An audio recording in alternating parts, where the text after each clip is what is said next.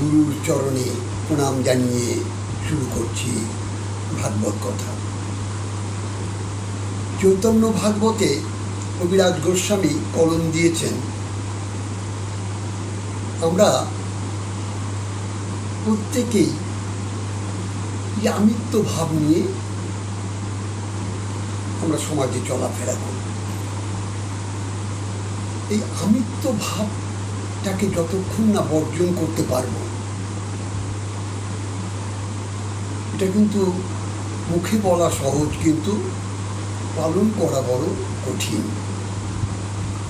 এই আমিত্ব ভাব অহংকার এনে দেয়, কারণ যখনই আমি সব কিছুর মধ্যে আমার কথাটা করব, তখনই একটা আত্ম অহংকার মনের মধ্যে চলে আসে।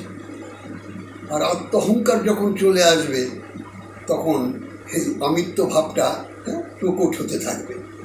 কিন্তু যারা জ্ঞানী, যারা বৈষ্ণব, তারা এই আমিত্ব ভাবটাকে সদা সর্বদা বর্জন করবার চেষ্টা করে।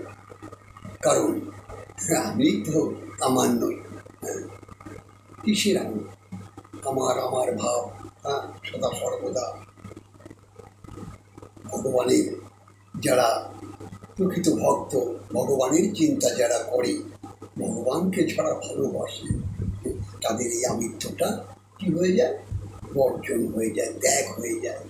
তখন তারা সমস্ত কিছু আমার গোবিন্দচরণ প্রাপ্তির লাগি এই আমিত্ব ভাবটাকে আর এই মনের মধ্যে প্রবেশ করতে দেয় না। তাই যারা ভগবত প্রেমে জড়িয়েছে, তাদের আমিত্ব আস্তে আস্তে আস্তে আস্তে লুপ্ত হয়ে যাবে।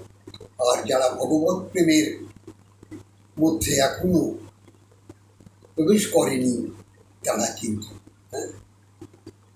আমিত্ব ভাব দিয়ে তারা অহংকারে মত্ত হয়ে তারা ধরাকে সরা জ্ঞান করে না।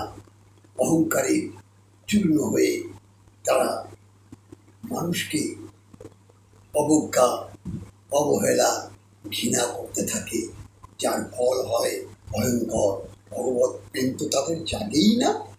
আর এই ভগবত ভক্তির কথা তো অনেক দূরের কথা। তাই আমরা সাধুগুরুর চরণাশ্রিত করে আমরা আমিত্ব ভাবকে একদম বর্জন করে তবেই আমরা আমাদের বৈষ্ণবীয় ধর্ম, অর্থাৎ আমি করি, আমি বলি, আমি পারি, এই কথাটাই তো ভেদ। সে চালাচ্ছে, আমি চলছি।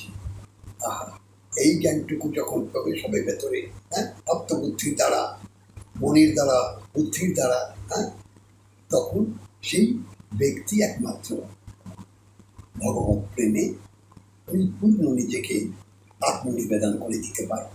জয় রাধে, জয় নিতাই। আপনারা ভালো থাকুন, মঙ্গলে থাকুন, আর হরিনাম সদা সর্বদা, রাধা নাম হরিনাম জপ করুন। জয় রাধে, জয় রাধে, জয় নিতাই।